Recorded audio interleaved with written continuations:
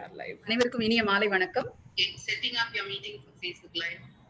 இன்னைக்கு வந்து நம்மளுடைய ஹெர் ஸ்டோரிஸ் பக்கத்துல நம்மளுடைய விருந்தினராக, சிறப்பு விருந்தினராக இன்னைக்கு வந்திருக்கிறவங்க பிரியதர்ஷினி. அவங்க தி ப்ளூ கிளப் அப்படின்ற ஒரு அமைப்பை எடுத்து நடத்திட்டு இருக்காங்க. She has formed the group. அந்த குரூப் வந்து இன்னைக்கு ஒரு ரொம்ப முக்கியமான தமிழ் சினிமாவில கவனிக்கப்பட வேண்டிய ஒரு குழுவாக பெண்கள் வந்து இயங்கிட்டு இருக்கிறாங்க அவங்களுடைய குழுவுல. பிரியதர்ஷினியை பத்தி சொல்லணும் அப்படின்னா, அவங்க கை வைக்காத துறையே இல்லை அப்படின்னு சொல்லலாம். Aeronautical engineer. அது முடிச்சுட்டு அதுக்கப்புறம் இன்னும் பிற விஷயங்கள் பண்ணிட்டு இன்னைக்கு வந்து ஒரு முக்கியமான சமூக செயல்பாட்டாளராக அவங்க இருக்கிறாங்க. சமூக செயற்பாட்டாளர் அப்படின்னு சொல்லும் பொழுதே வந்து இதுல வந்து என்ன மாதிரியான சமூக செயல்பாடு அப்படிங்கிற கேள்விகள் வந்து நமக்கு இருக்கும். இவங்க என்ன மாதிரியான செயல்பாடுகளை செஞ்சுட்டு இருக்காங்க, அதிலும் குறிப்பாக பெண்கள் சம்பந்தப்பட்ட விஷயங்கள்ல என்ன மாதிரியா இவங்களுடைய ஈடுபாடும் இவங்களுடைய உழைப்பும் இருக்கு. பெண்கள் வந்து ஒரு சமமான தளத்துல எல்லாரும் நின்னு பேசணும் அப்படிங்கிற ஆர்வம் வந்து ஒரு சில பெண்களுக்கு மட்டும்தான் இருக்கு. எப்பயுமே வந்து என்னைய விட கீழே ஒரு பொண்ணு இருந்தா எனக்கு அது பெட்டரா இருக்கும் அப்படின்னு நினைக்கிற ஒரு மனப்பாங்கு வந்து இங்க நம்ம எல்லாருக்குமே அதிகமா தான் இருக்கு. அது நம்ம எந்த இடத்துல சமூக படிநிலையில நம்ம இருந்தாலும் நமக்கு கீழே ஒருத்தங்க இருக்காங்க அப்படின்றதே வந்து நமக்கு வந்து ஒரு மனசுக்குள்ள ஒரு குரூர சந்தோஷத்தையும் ஒரு திருப்தியும் தரக்கூடிய விஷயமா பெரும்பாலும் இருக்கு. இன்னைய வரைக்கும் வந்து அது இருந்துட்டு இருக்கு. கிட்டத்தட்ட வந்து 2000 ஆண்டுகளாக நம்ம அப்படிதான் இருந்திருக்கோம். இப்பதான் அந்த மைண்ட் செட் குறிப்பிட்டு சொல்லணும் அப்படின்னா பாபா சாஹேப் அம்பேத்கராக இருக்கட்டும் அல்லது பெரியார் ஆகட்டும், இந்த மாதிரியான முக்கியமான ஐக்கன்ஸ் வந்த பிறகுதான் எல்லாரும் ஒண்ணு சமம் சமநிலை அப்படிங்கிற விஷயங்கள் வந்து நமக்குள்ள கொஞ்சமா தான் ஏற ஆரம்பிச்சிருக்கு. அப்போ 2000 ஆண்டு காலமாக இருந்த ஒரு பழக்கத்தை ஒரு 70 வருஷத்துல சரி பண்ண முடியாது இல்லையா? இப்பயுமே நம்ம வந்து நிறைய பேருக்கு வந்து ஒரு சந்தேகம் வந்து இருந்துகிட்டே இருக்கும். இந்த தலித் அப்படிங்கிற இந்த வார்த்தைக்கு என்ன பொருள், இந்த வார்த்தை எப்படிலாம் மாறி வந்திருக்கு, அதுக்கு அந்த வார்த்தைக்கே ஒரு தனி வரலாறு இருக்கு. நம்ம எத்னாலஜின்னு சொல்லுவோம். இந்த எத்னாலஜி எப்படி வந்தது, இந்த வார்த்தை இன்னைக்கு நம்ம வந்து யாருக்கு பயன்படுத்தலாம், யாருக்கு பயன்படுத்த கூடாது, இதை எப்படி கொண்டு போகணும். ஒரு ஒடுக்கப்பட்ட சமூகமாக மக்கள் இருக்கக்கூடிய இடத்துல ஒரு பெண் வந்து அதுல எந்த புள்ளியில நிக்கிறா, அதுலயும் ஒரு தலித் பெண் எந்த புள்ளியில நிக்கிறா, தலித் அல்லாத பெண் எந்த புள்ளியில நிக்கிறா, இந்த ரெண்டு வெவ்வேறு புள்ளிகள்ல நிற்கக்கூடிய பெண்களை ஒருங்கிணைக்கக்கூடிய விஷயமா என்ன இருக்கு, அவங்களை தனித்தனியே பிரிக்கக்கூடிய விஷயமாக வழக்கம் போல ஆணாதிக்கம் அப்படிங்கிற ஒரு விஷயம் இருக்கு.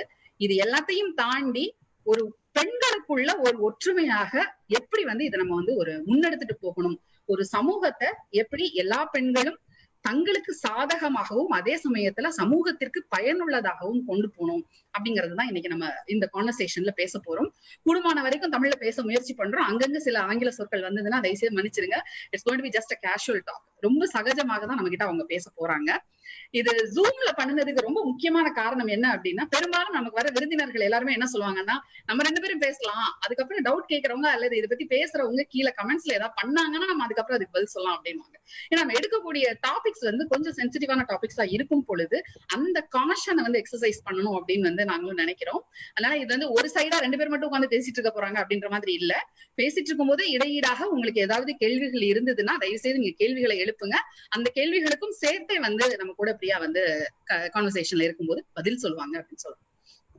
இன்னைக்கு வந்து ப்ளூ கிளப் அப்படிங்கிறது பிரியா அவங்க ஏற்படுத்தி இருக்கிற அமைப்பு அப்படின்னு சொன்னோம்.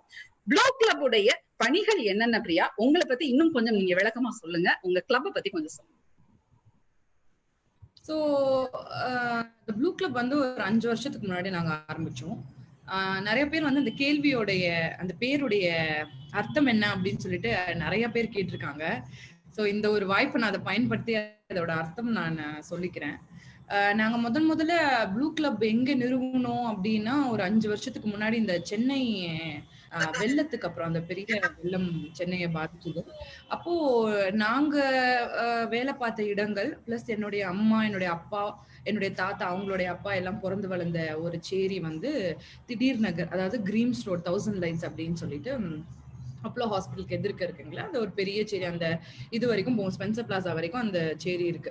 ஸோ அங்க வந்து பயங்கர பாதிப்பு ஏற்படவே நாங்க வந்து அங்க இருக்கிற சில இளைஞர்கள்லாம் சேர்ந்து என்ன மாதிரி ஜேர்னலிஸ்ட் ஸ்டூடெண்ட்ஸ், அப்புறம் என்னுடைய கசின்ஸ், ஃப்ரெண்ட்ஸ் இப்படின்னு சொல்லிட்டு ஒரு சில பேர் சேர்ந்து அந்த இடங்கள்ல நாங்க வேலை பார்த்தோம்.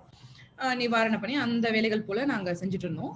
அதுக்கு பின்னால் அங்க வந்து ரொம்ப அடிப்படை தேவைகள் நிறைய இல்லாததை நாங்க பார்த்தோம். எல்லா சேரியும் போலதான்.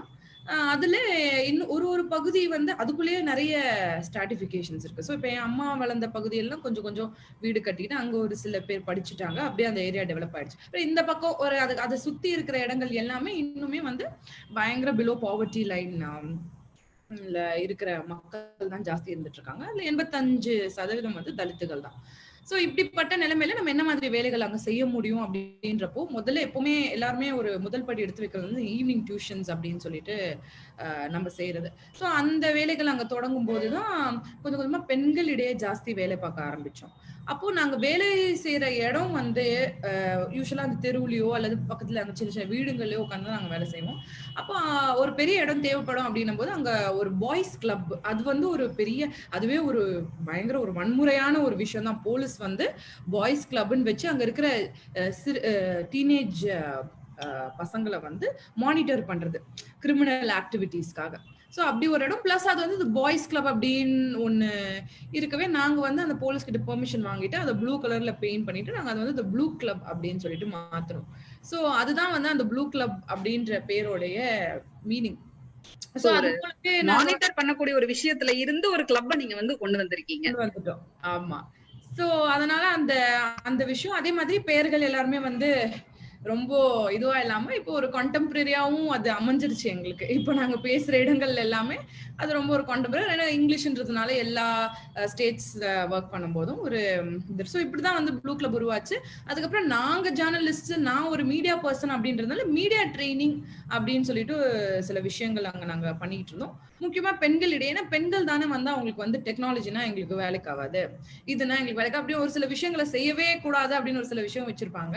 அது போல பெண்களுக்குன்னா டெய்லரிங் அப்படின்னு சொல்லிட்டு அந்த மாதிரி கிளாஸஸோ இல்ல அந்த மாதிரி விஷயங்கள் தான் கொண்டு போய் சேர்த்துட்டு இருப்பாங்க. ஸோ நாங்க அந்த இடத்துல கொஞ்சம் வித்தியாசமாவும் யோசிச்சு எங்களுக்கு தெரிஞ்ச ஒரு கலையாவுமே இருக்கும் அப்படின்றதுக்காக அங்க வந்து நாங்க இந்த மீடியா ட்ரைனிங் அப்படின்னு ஆரம்பிச்சோம். அதுல மெயினா வெறும் போனை வச்சு எப்படி ஒரு வீடியோ எடுக்கிறது, உங்களோட கதையை நீங்க காலையில எந்திரிச்சு ரேஷன் கடைக்கு போறீங்கன்னா அந்த கதையை நீங்க எப்படி அந்த வீடியோ வச்சு சொல்ல முடியும், அந்த ரேஷன் கடையில உங்களுக்கு என்னென்னலாம் பிரச்சனைகள் இருக்கு, அங்க என்ன மாதிரியான தடைகளை நீங்க சந்திக்கிறீங்க, உங்களோட வாழ்வாதாரத்தையும் உங்களுக்கு தேவையான பேசிக் அம்யூனிட்டிஸ் அண்ட் நெசசிட்டிஸ் உங்களுக்கு கிடைக்கிறதுல என்ன பிரச்சனைகள் இருக்கு அப்படின்னு. ஏன்னா பெண்கள் தான் அங்க ஜாஸ்தி ரேஷன் கிடைக்கும், அங்க இருக்கிற சுத்தி இருக்கிற வேலைகள்லாம் செஞ்சுட்டு இருக்காங்க. ஸோ அப்படி பண்ணிட்டு இருக்கும் போது அந்த வீடியோக்கள் வழியா வர கதைகள் தான் வந்து தி ப்ளூ கிளப். அதோட சேர்த்து கம்யூனிட்டி ஒர்க்கர்ஸ், அதாவது தலித் பெண் ஆளுமைகள் வந்து இப்போ நிறைய பேர் வரலாறுலயே இருந்திருக்காங்க. இப்ப நம்ம நிறைய பேச போறோம் அதை பத்தியும் கூட. கண்டெம்பரரியாவும் இப்போ இருக்கிற சமீப காலத்திலுமே நிறைய பேர் வந்து களப்பணிகள் ரொம்ப ஜாஸ்தி செய்யறது வந்து தலித் பெண்கள் தான். நீங்க இன்னைக்கு போய் களத்துல இங்க போய் இறங்கி பார்த்தாலுமே அங்க வேலை செய்யறது எல்லாமே தலித் பெண்களா இருப்பாங்க. சோ அந்த மாதிரி பெண்களுடைய கதைகளை வந்து நம்ம பதிவு செய்யணும் அப்படின்னு சொல்லிட்டு இன்னொரு சைட்ல அன்டச்சபிள் நோட்ஸ் அப்படின்னு சொல்லிட்டு ஒரு வீடியோ சீரீஸ் பெண்களை இன்டர்வியூ பண்ணி நாங்க பண்ணிட்டு இருக்கோம். சோ கிட்டத்தட்ட இது 2 தான் எங்களுடைய மெயின் ஆக்டிவிட்டிஸா இருந்துட்டு இருக்கு கடந்த 5 இயர்ஸா. ஓகே. சோ நீங்க பேசும்பொழுதே ஒரு வார்த்தை சொன்னீங்க இல்லையா, நிறைய தலித் பெண்கள் வேலை செஞ்சுட்டு இருக்காங்க. இந்த வேலை செஞ்சுட்டு இருக்காங்க அப்படிங்கிற இந்த சொல்லுக்குள்ளேயே வந்து ஒரு பெரிய நுட்பமான அரசியல் இருக்கு. ஏன்னா தலித் பெண்கள் அப்படின்னாலே பெரும்பாலுமே நீங்க பாத்தீங்கன்னா தலித்துகள் அப்படின்னா அவங்க இந்த வேலையெல்லாம் செய்வாங்க. ஆனா அந்த ஆளுமை பவர் பொசிஷன் அப்படிங்கிற அந்த இடம் வருது இல்லையா, அந்த பொசிஷன் அந்த பவர் அப்படிங்கிற விஷயம் வரும் பொழுது மட்டும் ஏன் வந்து தலித்துகளுக்கு ஒரு இடையீடு, ஒரு சிக்கல் வந்து அவங்க அந்த பவர் பொசிஷன்ஸ் வர்றது வந்து அவளுக்கு எளிதாக கிடைக்கிறது இல்லை. ஒரு சாதாரணமா ஒரு நான் தலித்தா இருக்கிறவங்களுக்கு ரொம்ப எளிதாக கிடைக்கக்கூடிய நிறைய விஷயங்கள் ஒரு தலித்துக்கு கிடைக்கிறது இல்லை அப்படிங்கிறது தான் உண்மை. அது வந்து அரசியலாக இருக்கட்டும், பொருளாதாரமா இருக்கட்டும், சமூக நிலையா இருக்கட்டும், எதா இருந்தாலும் சரி, கல்வியாக இருக்கட்டும், எல்லாத்துலயுமே அந்த சிக்கல் வந்து இருந்துகிட்டே தான் இருக்கு. அப்போ ஒரு தலித் அப்படிங்கிற இந்த வார்த்தையில இருந்தே நம்ம வந்து நம்மளுடைய கான்வர்சேஷனை தொடங்கலாம். தலித்துங்கிற இந்த சொல் வந்து எப்பத்துல இருந்து பயன்பாட்டுல இருக்கு, இந்த சொல்லுக்கு என்ன பொருள், யாரையெல்லாம் நம்ம தலித்துன்னு அடையாளப்படுத்தலாம், யாரெல்லாம் நம்ம தான் தலித் அப்படின்னு அடையாளப்படுத்தலாம், இந்த சொல்லுடைய ஹிஸ்டரியே ஒரு பெரிய ஹிஸ்டரி. ஏன்னா இப்போ நம்ம பார்த்தோம்னாக்கா ஆதி திராவிடர் அப்படிங்கிற சொல்லாடலை வந்து தொடக்க காலத்துல இருந்து வந்து பயன்படுத்தி இருக்கிறாங்க. 1880s இருந்தே வந்து அந்த ஆதிதிராவிடர் அப்படிங்கிற சொல்ல வந்து பயன்படுத்தி இருக்காங்க. அதன் பின்னாடி நம்ம பார்த்தோம் அப்படின்னா காந்தியடிகள் வந்த பிறகு அவருக்கு ஹரிஜனங்கள் ஹரிஜன் அப்படிங்கிற சொல்ல பயன்படுத்த சொல்லி அவர் சொல்றாரு. அதன் பிறகு வரும்பொழுது விடுதலைக்கு பின்னாடி வந்து அவங்கள வந்து பட்டியலினம் அப்படின்னு தனியா பிரிக்கிறதா இருக்கட்டும், அதுலயும் வந்து மலைவாழ் மக்கள் தனியா பிரிக்கிறது, பட்டியல் சாதி மக்கள் தனியா பிரிக்கிறது, இந்த மாதிரி நிறைய பிரிவினைகள் இருக்கு. தாழ்த்தப்பட்ட ஜாதி அப்படிங்கிற சொல் அதிகமாக 50கள் 60கள் 70கள் பயன்பாட்டுல இருந்திருக்கும். ஆனா இப்ப 2000க்கு அப்புறமா வந்து நம்ம அதிகமா பயன்படுத்துற சொல் வந்து ஒடுக்கப்பட்ட மக்கள் அப்படிங்கிற சொல்லதான் நம்ம பயன்படுத்துறோம். இந்த பெயரே தலித் அப்படிங்கிற பெயரே இவ்வளவு பெரிய ஹிஸ்டரியோட இருக்கு. இந்த பெயரை பத்தியும் இந்த ஹிஸ்டரி பத்தியும் கொஞ்சம் சொல்லுங்க. எடுத்த உடனே ஒரு இவ்வளவு சிக்கலான கேள்வியா? ஏன் என்ன சொல்ல நம்ம பயன்படுத்தணுங்கிற தெளிவு ஃபர்ஸ்ட் நமக்கு வேணும்ல. ஆளாளுக்கு ஒரு சொல் பயன்படுத்துறாங்க. ஏன்னா பகுஜன் அப்படிங்கிற சொல் ஒண்ணு இருக்கு, தலித்துங்கிற ஒரு சொல் இருக்கு. இது ஹிந்தி சொல்ல ஏன் பயன்படுத்துறீங்க, ஏன் நீங்க தமிழ் சொல்ல பயன்படுத்த கூடாது? இந்த மாதிரி நிறைய கேள்விகளை வந்து எவ்ரிடே நம்ம ஃபேஸ் பண்றோம். இப்ப என்ன சொல் கரெக்டா இருக்கும் ஒடுக்கப்பட்ட மக்களை குறிக்கணும்னா, ஏன் தலித்துங்கிற சொல் சரியான வார்த்தை தானா, பயன்படுத்தலாமா? பெரும்பாலான தலித் மக்கள் வந்து அவங்களை தலித்துக்கள் அப்படின்னு சொல்லிட்டு கூப்பிடுறதுல பெரிய பிரச்சனை இல்லை அப்படின்னு இருக்கிறது தான் இப்போ இருக்கிற நிலவரம்.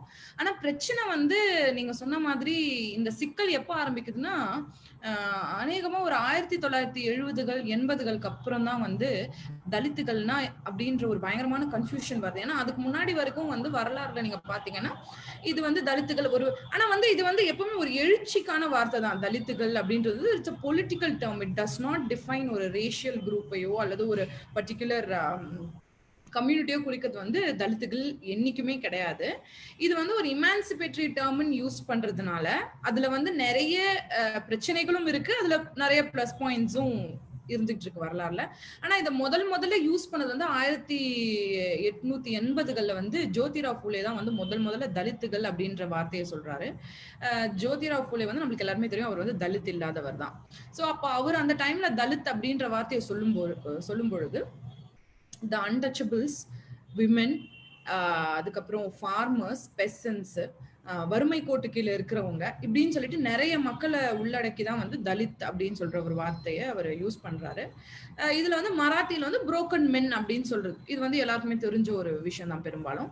அதுக்கப்புறம் அம்பேத்கர் வந்து அவருடைய வழியில வரார். ஜோதிராவ் பூலேவுடைய படிப்பினை உள்வாங்கிட்டு வரவர். அவர் தலித்துன்ற வார்த்தையை அவரும் பயன்படுத்துறாரு.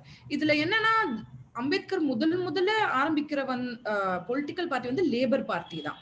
அப்ப அந்த லேபர் பார்ட்டி அப்படின்னும் போது ஆட்டோமேட்டிக்கா தலித்துகள் அப்படின்னும் போது அதோடைய ஒரிஜினல் மீனிங் வந்து புரோக்கன் மென் அப்படின்னு இருந்தா கூடவே அந்த லேபர் பார்ட்டியினுடைய சேர்த்து அவர் அதை டிஃபைன் பண்ணும்போது அது வந்து ஒர்க்கிங் கிளாஸ் அப்படின்னு சொல்லிட்டு depressed classes and working classes and that includes women and schedule cost and people belonging to the marginalized communities.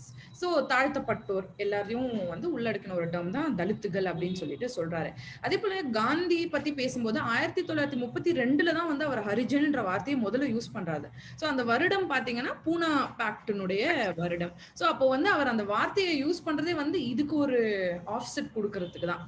So அப்ப அந்த டெஃபினிஷனே வந்து ஒரு அந்த வரலாறுக்குள்ள வச்சு பார்க்க வேண்டிய டெஃபினிஷன் தான். ஹரிஜன்ன்ற சொல்லுக்கு வந்து நம்ம மீனிங் ஹரிஜன் அப்படின்னு பாத்தீங்கன்னா தெய்வத்தினுடைய குழந்தைகள் அப்படின்னு சொல்லிட்டு ஒரு பேட்ரனைசிங்கான ஒரு டேர்ம் வந்து அவர் வைக்கிறாரு. பட் அது வந்து ஒரு பயங்கர அரசியலான. சோ வந்து ஹரிஜன்ன்ற வார்த்தை வந்து 1932ல உருவானதுதான். தலித்ன்ற வார்த்தை வந்து 1800ல இருந்து இருந்துட்டு இருக்கிற ஒரு சொல்லுதான். சோ இமான்சிபேஷன்ன்றது வந்து நம்மளுக்கு முன்னாடில இருந்தே we are used to that and we are following that. So இது வந்து இந்த லேபர் பார்ட்டி கான்செப்ட் தான் இப்போ வரைக்குமே வந்து நிறைய பேர் பெரும்பாலும் இந்தியால நிறைய பேர் யூஸ் பண்ணிட்டு இருக்காங்க.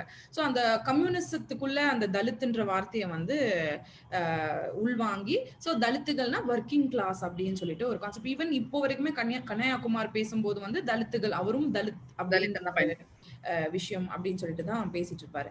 இன்னும் உள்ள போய் பார்க்கணும்னா 1970கள்ல தலித் பேந்தர்ஸ் மகாராஷ்டிரா அவங்கதான் வந்து இந்த தலித்ன்ற வார்த்தையை வந்து ஒரு நேஷனல் இல்லாம ஒரு இன்டர்நேஷனல் பிளாட்ஃபார்ம் வரைக்கும் எடுத்துட்டு போனவங்கன்னு சொல்லலாம். சோ அவங்களுடைய இதுல இன்ஃபேக்ட் அவங்க எப்படி அதை டிஃபைன் பண்றாங்கன்னா Dalits are members of the scheduled castes and tribes, neo-Buddhists, the working people, landless and poor peasants, women and all those who are being exploited politically, economically in the name of religion. இதுதான். So நீங்க வரலாறுல எடுத்து நீங்க பார்க்கும்போது கிட்டத்தட்ட இதுதான் வந்து தலித்துகளுக்கு வந்து ரொம்ப ஒரு டெஃபினிட்டிவா ஒருத்தவங்க சொல்லியிருக்காங்க, வந்து தலித் பேந்தர்ஸ். இதுல ஒரே ஒரு இன் பிட்வீன் குறுக்கிடுறேன். இதுல வந்து விமன் அப்படிங்கிற ஒரு வார்த்தை தெளிவா இருக்கு. இதுல எங்கேயுமே வந்து so perhaps belonging to any community, யாரா இருந்தாலும் ஒரு பெண் அப்படின்னா அவங்க வந்து தலித் அப்படிங்கிற இந்த அடைக்கூறுக்குள்ளதான் வருவாங்க அப்படிங்கறதுதானே இந்த டெஃபினிஷன் மீன் பண்ணுது. அப்ப நம்ம அப்படிதான் எடுத்துக்கணும் இல்லையா? பெண் அப்படின்னாலுமே வந்து ஒடுக்கப்பட்டது அப்படின்றதுனால பெண்ணையும் நம்ம வந்து தலித் அப்படின்னு பார்க்கிறது சரியா? இதுதான் சொல்றேன். இந்த இடத்துலதான் 1970கள் 80களுக்கு அப்புறம் சோ இந்த இது வரைக்கும் நான் சொல்றது வந்து கிட்டத்தட்ட நம்ம தலித் ஆக்டிவிசம்ன்றது வந்து இந்தியால வந்து பயங்கரமா செயல்பட்டு இருந்தாங்க ஆக்டிவிஸ்ட் அந்த டைம்ல. சோ இப்போ 1980கள் ஈவன் 90s கூட நம்ம எடுத்துக்கலாம். சோ 90ஸ்க்கு அப்புறம் பயங்கர ஒரு சேஞ்ச் வருது நம்மளுடைய குளோபலைசேஷன்னால. சோ அதே இந்த பிரிட்டிஷ்க்கு அப்புறம் வர்றதுதான் தலித் பேந்தர்ஸ். அதுக்கப்புறம் இப்போ குளோபலைசேஷனுக்கு அப்புறம் நம்ம வந்து இப்படி சொல்றோம். ஈவன் இது வந்து இப்போ இருக்கிற பெண்கள் நீங்க சொல்றது வந்து சமூகத்தின் கட்டமைப்பு படி இது நீங்க சொல்றது மனுஸ்மிருதி அப்படின்னு எடுத்து பார்க்கும் போதும் இந்துக்களின் அஜெண்டா வந்து விமன் எல்லாருமே வந்து ஆப்ரஸ் பண்றதுதான் வந்து ஒரு பேசிக்கான ஒரு விஷயம். இன்னொன்னு நம்ம ஆணாதிக்கத்தோடைய வரலாறே நம்ம எடுத்து பார்த்தோம்னா தி கிரியேஷன் ஆஃப் பேட்ரியார்கி அப்படின்னு கெர்டா லர்னர் உடைய புத்தகத்துல நீங்க பாத்தீங்கன்னா ஸ்லேவரி அப்படின்ற கான்செப்ட், அதாவது டிஸ்கிரிமினேஷன், மனிதர்களுக்குள்ள இவங்க வேறு வேறு அப்படின்னு சொல்ற கான்செப்ட் வந்து எங்க இருந்து வருதுன்னா அவங்களுடைய பெண்களை அடக்கி அதுல இருந்து வர எக்ஸ்பீரியன்ஸ்ல இருந்துதான் வந்து மனிதன் வந்து ஸ்லேவரின்ற கான்செப்டே கொண்டு வரான் அப்படின்னு சொல்லிட்டு சொல்றாங்க. இப்படி இது வந்து இது இந்த அடிப்படையில பார்க்கும்போது நீங்க சொல்றது உண்மை. ஆனா இந்த போஸ்ட் குளோபலைஸ்டு பீரியட்ல இப்போ நம்ம பார்க்கும்போது டெஃபினேட்டா இந்த கொஸ்டின் வந்து வாஸ் இக்னோர்டு அப்படின்னு சொல்லலாம். ஈவன் நீங்க டாக்டர் அம்பேத்கரா இருக்கட்டும், ஒரு தலித் பேந்தர்ஸ், ஒரு இதை டிஃபெண்ட் பண்றவங்க, ஒரு இப்போ வரைக்கும் நம்மளுடைய ஸ்டேட்ல பெரியாரா இருக்கட்டும், இவங்க எல்லாமே பெண்களுக்கிடையே இருக்கிற அந்த ஸ்ட்ராட்டிபிகேஷனை நிறைய இடத்துல தியரைஸ் பண்ணல உண்மையா சொல்லணும்னா. சோ இது வந்து இதுக்கு பெண்கள் இணையறதுக்கான வாய்ப்பா இருந்தா கூடவே இத லெஃப்ட் அவுட் பண்ணதான் இப்போ வரைக்கும் இணையாம இருக்கிறதுக்கும் ஒரு காரணமா இருக்கு அப்படின்றதுதான் வந்து நான் ஏன்னா இப்போதான் பெண்கள் இடையே என்னமோ சாதி புதுசா உருவான மாதிரி எல்லாரும் பேசிக்கிறோம் இல்லைங்களா? சோ ஐ திங்க் சோ அதனாலதான் பெண்களுக்கிடையே இந்த ஒரு எக்ஸ்சேஞ்ச், இந்த இன்னைக்கு நீங்களும் நானும் பேசுற ஒரு விஷயம் வந்து ரொம்ப இம்பார்ட்டண்டா இருக்கிறதுக்கு காரணம் வரலாறு படி நம்ம எல்லாரையும் பார்சல் பண்ணிட்டாங்க நம்மகிட்ட கேட்காமே. சோ யாருமே வந்து ஒரு தலித் பெண்ணை கூப்பிட்டு இல்ல ஒரு நான் தலித் உமனை கூப்பிட்டு நீங்க ரெண்டு பேரும் எப்படி ஃப்ரெண்ட்ஸா அப்படின்னு கேட்டதே கிடையாது இல்லைங்களா? சோ நம்ம இதுல நீங்க இதை சொல்லும் போது எனக்கு இன்னொரு விஷயம் என்ன நினைவுக்கு வருதுன்னா, இந்த மனுஸ்மிருதியை பொறுத்த வரைக்கும் சூத்திரனுக்கும் கீழே அவன் பொண்ணை கொண்டு போய் பிளேஸ் பண்றான். அது வந்து பார்ப்பன சாதியை சேர்ந்த பெண்ணாக இருந்தாலும் சரி, இடைநிலை சாதியை சேர்ந்த பெண்ணாக இருந்தாலும் சரி, பெண் அப்படின்னாலே அவளை வந்து சூத்திரத்தினுக்கு கீழே அப்படின்னு தான் வைக்கிறான். அப்படின்றப்ப ஒரு பெண்ணை கூப்பிட்டு அவனை எந்த இடத்துல பிளேஸ் பண்ணணும்னு கேட்க வேண்டிய அவசியமே அவங்களுக்கு இல்லாம போயிடும். அவனை பொறுத்த வரைக்கும் பொண்ணு அப்படின்னா நீ இங்கதான் அப்படின்றத அவங்க பிக்ஸ் பண்ணிட்டாங்க இல்லையா? அப்போ நம்மளுக்குள்ள இருக்கக்கூடிய இந்த டிவிஷன்ஸ் இருக்குல்ல, மேல் ஜாதி பெண்ணு, இடைஜாதி பெண்ணு, ஒடுக்கப்பட்ட ஜாதி பெண் அப்படிங்கிற இந்த டிவிஷன் வந்து எப்படி நம்மளுக்குள்ள வந்திருக்கும் நீங்க நினைக்கிறீங்க? அதுவுமே பேட்ரியார்கியுடைய ஒரு ஃபார்மா தானே இருந்திருக்கணும். கண்டிப்பா.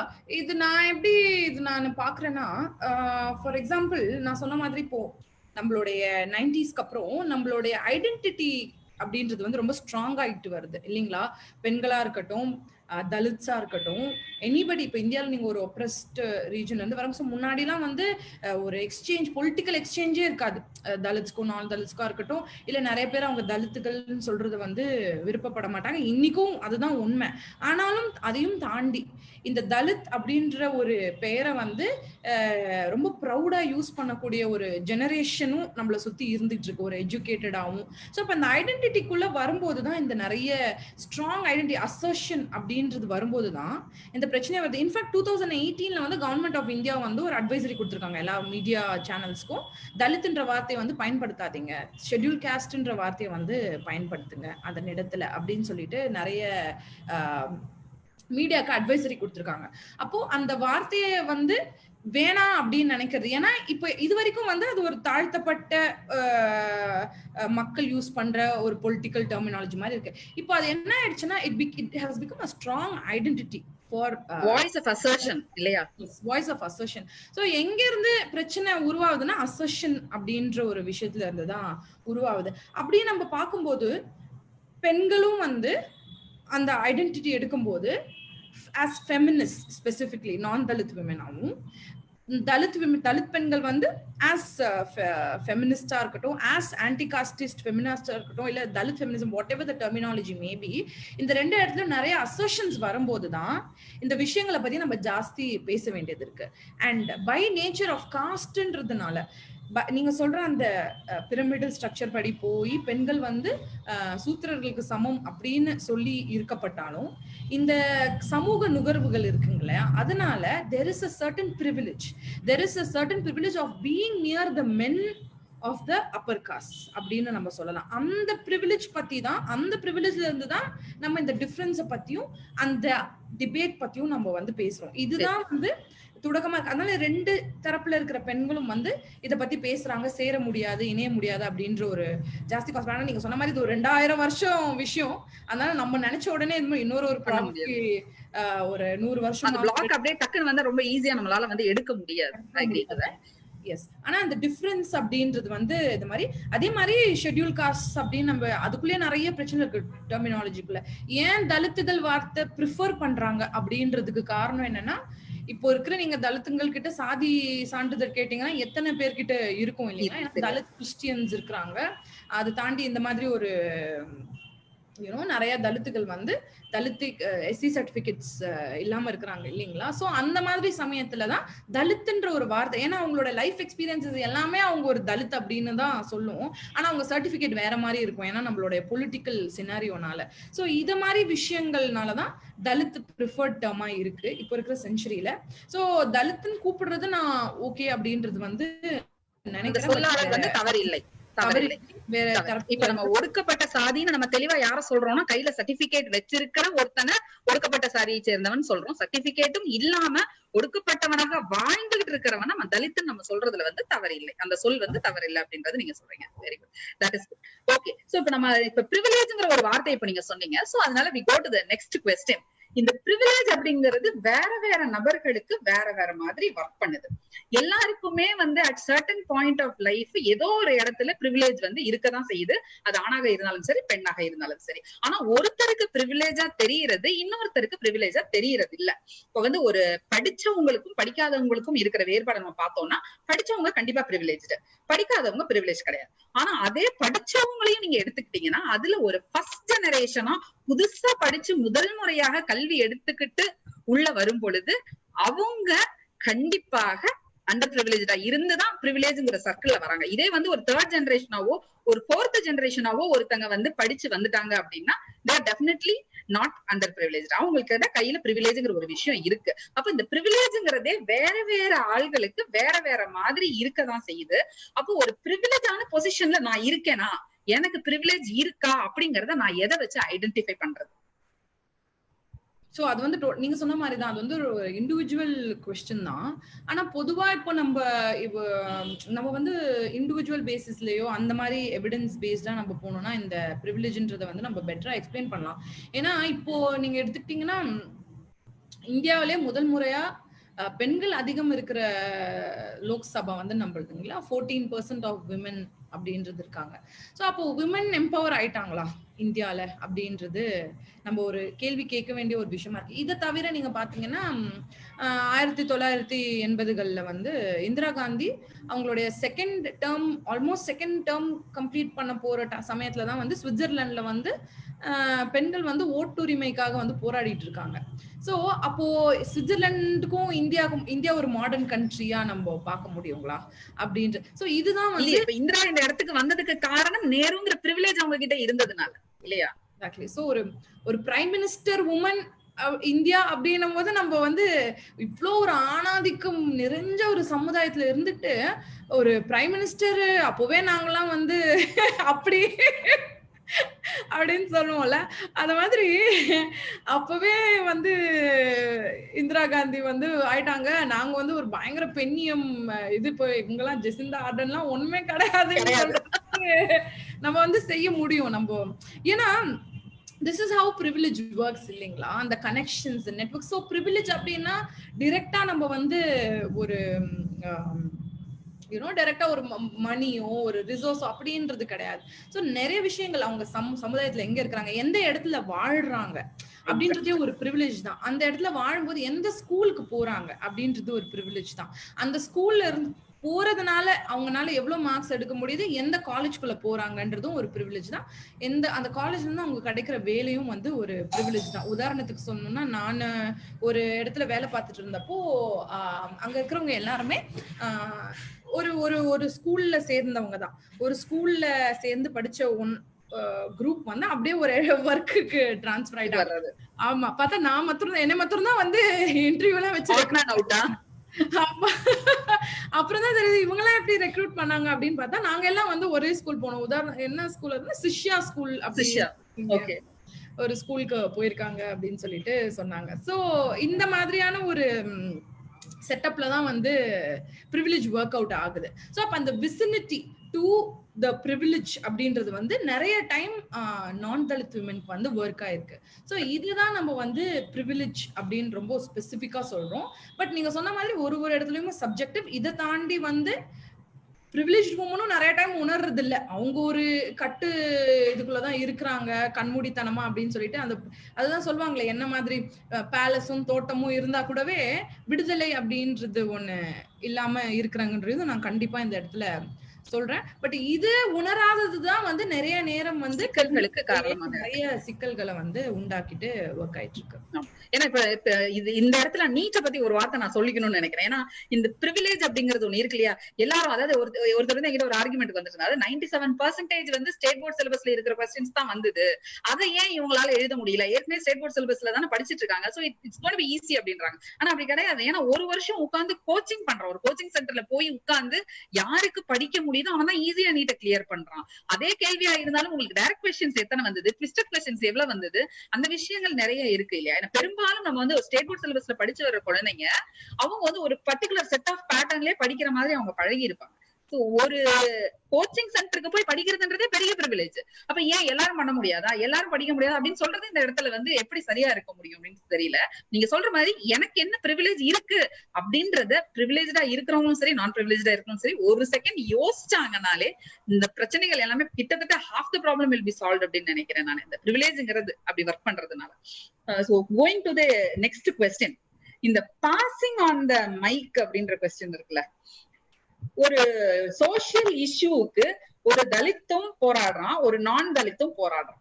ஒரு சோசியல் இஷ்யூ, எல்லாருக்குமே சோசியல் கான்சியஸ்னஸ் இருக்கு. அதுவும் இன்னைக்கு இருக்கக்கூடிய சூழல்ல, இப்ப நாட்டுல இருக்கக்கூடிய பிரச்சனைகள்ல எனக்கும் இருக்கலாம், பக்கத்துல இருக்கிறவங்களுக்கும் இருக்கலாம், ஒரு தலித்துக்கும் இருக்கலாம், ஒரு நாலு தலித்துக்கும் இருக்கலாம். அப்படி இந்த சோசியல் கான்சியஸ்னஸ் இருக்கும் பொழுது ஒரு தலித்துக்கான பிரச்சனை, தலித்துக்கு எதிரான ஒரு பிரச்சனை அப்படின்னு வரும் பொழுது தலித் அதுக்கு எதிராக கட்டாயமா போராடுவாங்க. அப்ப அந்த தலித் போராட்டம் செய்யும் பொழுது ஒரு நான் தலித்தா நான் என்ன செய்யணும், எந்த இடம் வரைக்கும் என்னுடைய கை நீளணும், எந்த இடத்துல நான் பவுண்டரி லைனை டிரா பண்ணி அவனை பேச விடணும். நானே வந்து ஒரு நான் தலித்தா இருந்துகிட்டு நான் தலித்தே உட்கார்ந்து மைக்கு பிடிங்கி நானே பேசிட்டு உனக்கான சண்டையை நான் செய்கிறேன் அப்படின்னு சொல்றது மாதிரி ஒரு பெரிய பைத்தியக்காரத்தனம் வேற எதுவுமே கிடையாது. ஆனா நிக்கணும், அவன் கூட நிக்கணும், அவனுக்காக போராடணும், அவனுடைய வார்த்தையை நம்ம காதுல வாங்கணும். அதே சமயத்துல அவனுக்கு பேசுறதுக்கு வாய்ப்பு கட்டாயமா, அது வாய்ப்பு நம்ம கொடுக்கணும்ன்றது இல்ல, அவனுடைய ஸ்பேஸ அவனுக்கு நம்ம விடணும். அந்த ஸ்பேஸ் நம்ம என்க்ரோச் பண்ணக்கூடாது. அப்போ அது எந்த பவுண்டரி லைனை வந்து நம்ம அந்த மாதிரி பிக்ஸ் பண்றது, இந்த பவுண்டரியை தாண்டி நம்ம போகக்கூடாது அப்படின்றத நான் தலித் எப்படி பிக்ஸ் பண்ணணும், எந்த கட்டம் வரைக்கும் என்னுடைய எல்லை இருக்கு, இந்த எல்லையை தாண்டி அவன் தான் அவனை அடிக்கணும் அப்படிங்கிறது எந்த இடத்துல தலித் பிக்ஸ் பண்ணணும். எனக்கு இருக்கு, என் பிரச்சனை இருக்கு, என் பிரச்சனையை நான் பாத்துட்டு இருக்கேன், ஆனா எனக்கு இன்னொருத்தனுடைய சப்போர்ட் இருந்தா நல்லா இருக்கும்னு எனக்கு தோணுது. அவன் சப்போர்ட் நான் கேட்கணும்னா எந்த சூழல்ல நான் கேட்கணும் அப்படிங்கறத ஒரு தலித் எப்ப முடிவு பண்ண முடியும்? சோ அதாவது இந்த பாஸ் த மைக் கான்செப்ட் அப்படின்னு நீங்க சொல்லும்போது, நான் வந்து நாங்க இப்போ எங்களோட ஆர்கனைசேஷன் சார்பாக ஒரு ஃபெல்லோஷிப் லான்ச் பண்ணியிருக்கோம். ஸோ அதுல வந்து நாங்க எங்களோட ஹேஷ்டேக் வந்து லெட்ஸ் கிராப் த மைக் அப்படின்னு வச்சுட்டோம். ஏன்னா புடிங்கிடலாம். ஆமா, ஏன்னா ரொம்ப ரொம்ப நேரம் வெயிட் பண்ணியாச்சு பாஸ் த மைக்குக்கு அப்படின்னு சொல்லிட்டு நாங்க யோசிச்சது. ஆனா ஒண்ணு என்னன்னா, இப்போ கண்டிப்பா வந்து சாதி வந்து ஒரு சமூகத்தினுடைய பிரச்சனை கிடையாது இல்லைங்களா? ஐ மீன் ஒரு பர்டிகுலர் கம்யூனிட்டியோ சமூகத்தோட பிரச்சனை கிடையாது. இது ஒட்டுமொத்த இந்தியாவுடைய பிரச்சனை. அதனால இந்தியர்கள் வந்து ஒன்னா சேர்ந்து இதுக்கு எதிர்க்க நின்னுதான் ஆகணும். ஒவ்வொரு இந்தியனும் இஸ் ரெஸ்பான்சிபிள் ஃபார் காஸ்டிசம் இல்ல ஆப்ரேஷன் இன் இந்தியா. இதுல வந்து மாற்றமே கிடையாது. அதனால வந்து ஒண்ணு வந்து அந்த அந்த ஹோல் கானோட்டேஷன் இது வந்து ஒரு சின்ன கம்யூனிட்டி ப்ராப்ளம் அப்படின்றத தாண்டி இது வந்து இப்படி ஒரு சாதி ஒரு நேஷனல் சம்டைம்ஸ் இந்தியாவை தாண்டியும் நிறைய இடங்கள்ல வந்து சாதிகள் இருந்துட்டு தான் இருக்கு அது மாதிரி. ஆனா இப்ப என்ன ஆயிடுது, இப்போ சமீப காலத்துல வந்து நிறைய அகாடமிக் ஸ்பேசஸ்ல வந்து தலித்துகள் பேசிக்கிட்டு இருக்காங்க, எழுதிக்கிட்டு இருக்காங்க, பேசுறாங்க, எழுதுறாங்க, படங்கள் பண்றாங்க, எல்லா கலைகளையும் பயின்று வராங்க.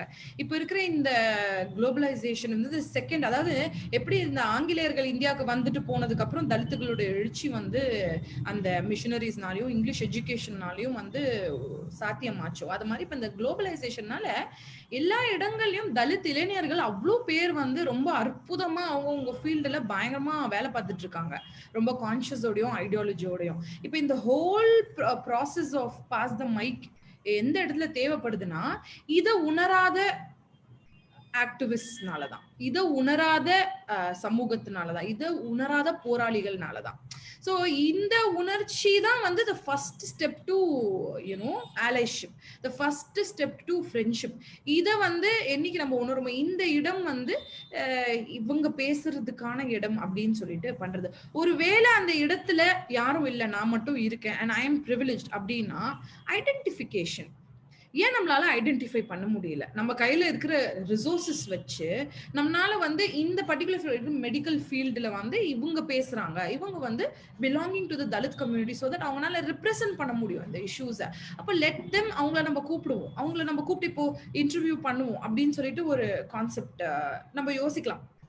சில நேரங்கள்ல வெறும் இன்டர்வியூஸா இருக்கட்டுமா, இல்ல வெறும் ரிப்ரசன்டேஷனா இருக்கட்டுமா அப்படின்னும் இல்லாம அந்த இடங்கள்ல அந்த ஆர்கனைசேஷனுக்குள்ள நம்ம என்ன மாதிரியான ரெப்ரசன்டேஷன் கொண்டு வர முடியும் அப்படின்றதையும் நம்ம கவனமா வந்து செய்ய வேண்டியதா இருக்கு. ஸோ பாஸ் த மைக் அப்படின்றது ரொம்ப ஈஸி கான்செப்ட் கிடையாது. அது வந்து ரொம்ப ஏன்னா நிறைய பேர் வந்து அத இத ரொம்ப என்ன நீங்க பாஸ் த மைக் சொல்றீங்க, நாங்க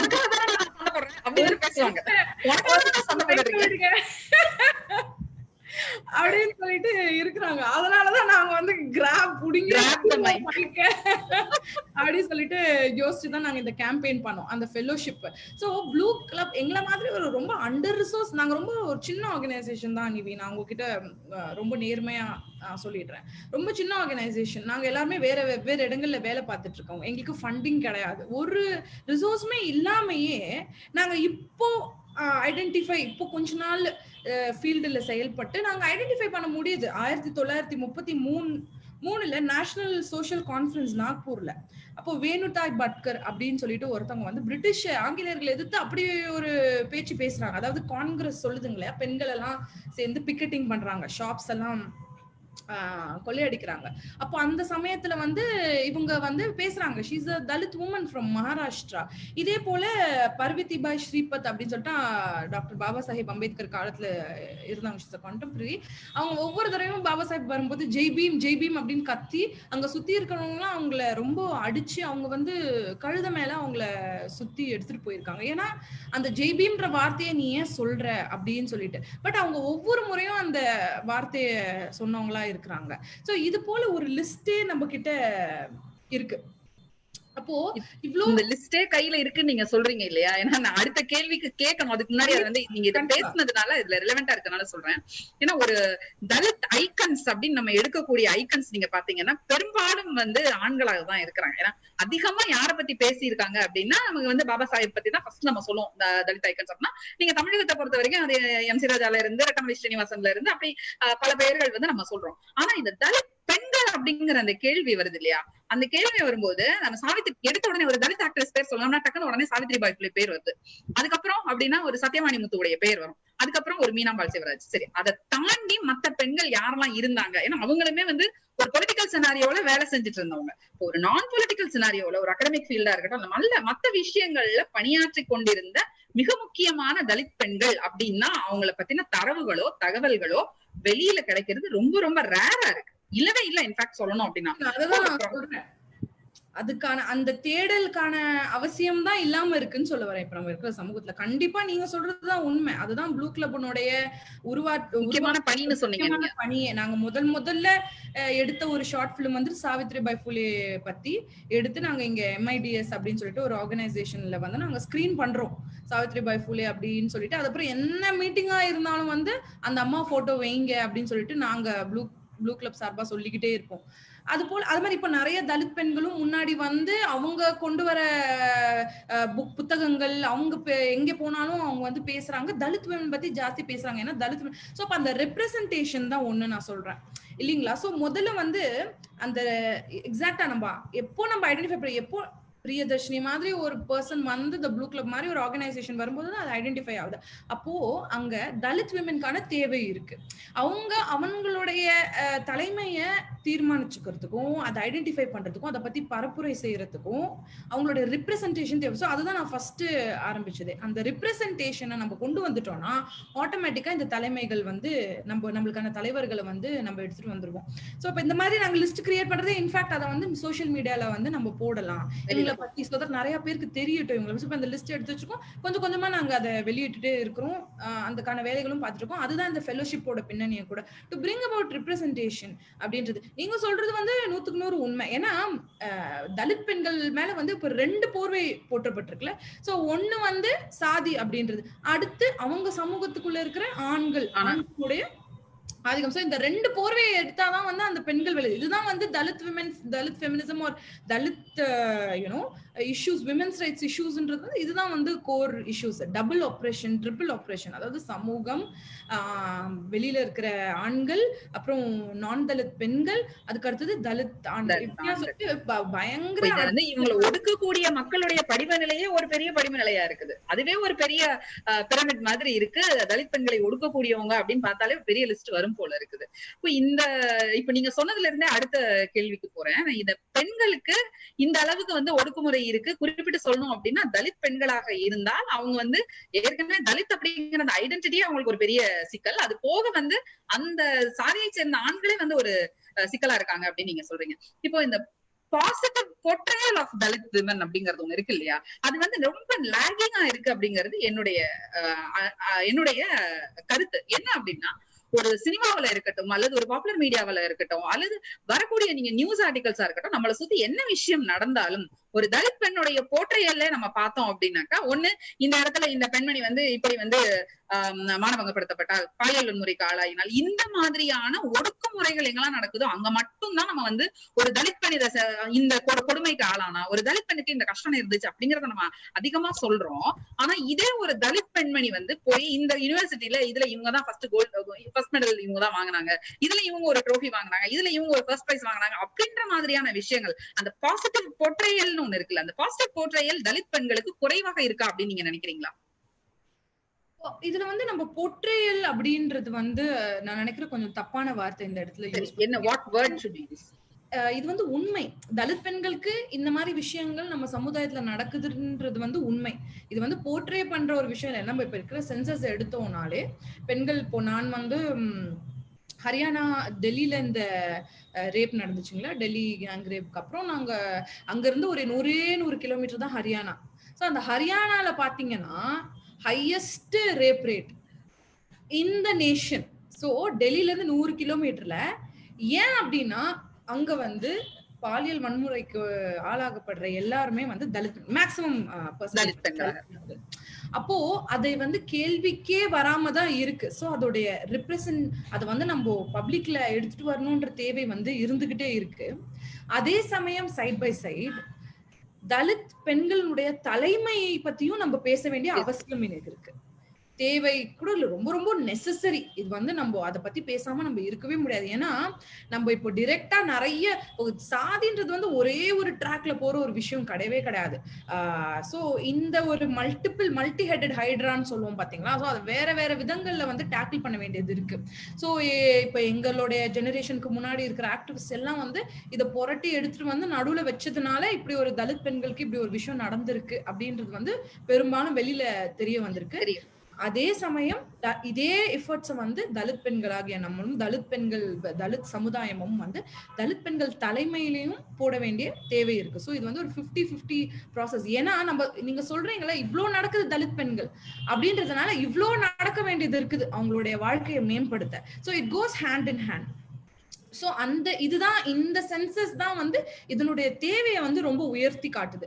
அதனாலதான் மறுபடியும் தலித் பெண்களுக்கான ரூட்டையும் அது எப்படி is very different from the rest of the woman in the society and also the male from the community அப்படின்றத திருப்ப நம்ம பேசிட்டு இருக்கோம். நம்ம பேசும்பொழுது இப்போ தலித் பெண்களுடைய தலைமை, அதாவது தலைமை இடங்களுக்கு தலித் பெண்கள் அதிகமாக வர வேண்டிய அவசியம் இருக்கு அப்படிங்கறத இப்ப நீங்க தெளிவா சொல்றீங்க. அப்படி பார்க்கணும் அப்படின்னாக்கா தமிழ்நாட்டை பொறுத்த வரைக்கும் எனக்கு தெரிஞ்சு வந்து சத்யவாணி முத்து அல்லது மீனாம்பாள் சிவராஜ் அவங்களுக்கு அப்புறம் வந்த பெரிய அளவிலான தலித் பெண் தலைவர்கள் வந்து யாரு அப்படின்ற கேள்வி இருந்தா அது வந்து நமக்கு ரொம்ப அந்த ஸ்பேஸே ரொம்ப வேக்கண்டா இருக்க மாதிரி இருக்கு. அப்ப இன்னைக்கு இருக்கக்கூடிய அரசியல் சூழல்ல தலித் பெண்களுடைய தலைமை அப்படின்றது நம்ம கொடுத்துறோம். 50% ரெப்ரசன்டேஷன் இப்போ லோக்கல் பாடி எலெக்ஷன்ஸ்ல நம்ம பெண்களுக்கான இடத்தை கொடுக்குறோம், ரிசர்வ் கான்ஸ்டிடியூவன்சிஸ் கொடுக்குறோம். அப்படி நம்ம வந்து கொடுத்தா கூட அந்த ரெப்ரசன்டேஷன் வந்து ரொம்ப மார்ஜினலா தான் இருக்கு. அப்படி மார்ஜினல் ரெப்ரசன்டேஷன்ல வந்து இருக்கக்கூடிய தலித் பெண்கள் கூட அவங்களுடைய அசர்ஷன் இருக்குல்ல, என்னுடைய ஸ்பேஸ், இவங்க வந்து ஒரு முக்கியமான அரசியல் தலைமை, இவங்களை கூப்பிட்டு நீங்க இந்த மாதிரி ஒரு 4 மீட்டிங் பேசுங்க, இவங்களை வச்சு நம்ம இந்த விஷயங்களை எடுத்துட்டு போவோம் அப்படின்றத கட்சிகள் பெருமளவிலான நம்ம எப்படி சொல்றது பிரபலமான கட்சிகள் கூட தயங்குவதற்கு என்ன காரணம் நீங்க நினைக்கிறீங்க? ஒரு தயக்கம், ஒரு சின்ன தயக்கம் இருக்கு. தலித் பெண்களுடைய தலைமையை முன்னெடுத்துட்டு போறதுல இருக்கக்கூடிய முக்கியமான அரசியல் கட்சிகளுக்கு ஒரு சிறு தயக்கம் இருக்கதான் செய்யுது இல்லையா? அந்த தயக்கம் எதனால? முக்கியமான பெண் தலித் ஆளுமைன்னு யாருமே இன்னும் வந்து உருவாகாம இருக்கிறதுக்கு என்ன காரணமாக இருக்கு? இல்ல நான் திரும்ப அந்த மாதிரி சொல்ற மாதிரிதான் நிறைய பேர் வரலாறுல இருந்துட்டு இருக்காங்க. நம்ம வந்து அந்த ஐடென்டிபிகேஷன் ப்ராசஸ் தான் நம்ம பண்ண வேண்டியதா இருக்கு. ஏன்னா பெண்ணியம் நான் சொன்ன மாதிரி கிராஸ் ரூட்ஸ் அப்படின்ற ஒர்க் வந்து எனி மூவ்மெண்ட் நீங்க எடுத்துக்கோங்களேன், எனி மூவ்மெண்ட் நீங்க எடுத்துக்கோங்க, தெலங்கானா மூவ்மெண்டா இருக்கட்டும், இல்ல இந்த பக்கம் கேரளால ட்ரைபல் கம்யூனிட்டிஸோட மூவ்மெண்டா இருக்கட்டும், நீங்க எல்லா கிராஸ் ரூட் மூவ்மெண்ட்ஸ்லயும் வந்து தலித் விமன் தான் இருப்பாங்க. சோ அவங்களுடைய லீடர்ஷிப்க்கு ரொம்ப ரொம்ப பொட்டன்ஷியலான ஒரு ஆட்களாவும் இருந்துகிட்டு இருக்காங்க. சோ இந்த ஒரு காரணத்தினாலதான் ஈவன் வித்தின் ஃபெமினிஸ்ட் மூவ்மெண்ட்ஸ் கூட நீங்க எடுத்துக்கிட்டீங்கன்னா அவ்வளோ தலித் விமன் தான் கிராஸ் ரூட்ஸ்ல ஒர்க் பண்ணுவாங்க. பட் அந்த face of the feminist movement அப்படின்னு பாத்தீங்கன்னா கண்டிப்பா தலித் உமனா இருக்க மாட்டாங்க. So this happens in casteism circles. அரசியல்ல வந்து தலித்துகள் தலைமையே வந்து ரொம்பவே பஞ்சாயத்து, அதுவே இன்னும் ஒண்ணும் சரியா இல்ல இருந்துட்டு இருக்கு. அதே மாதிரிதான் அரசியல் கட்சிகளிலும் நீங்க இன்னைக்கு போய் தமிழ்நாடு ஃபுல்லா எடுத்து பாத்தீங்கன்னா அந்த கடைநிலையில வேலை பாக்குறவங்க வந்து தலித்துகளா மாத்திரம்தான் இருப்பாங்க.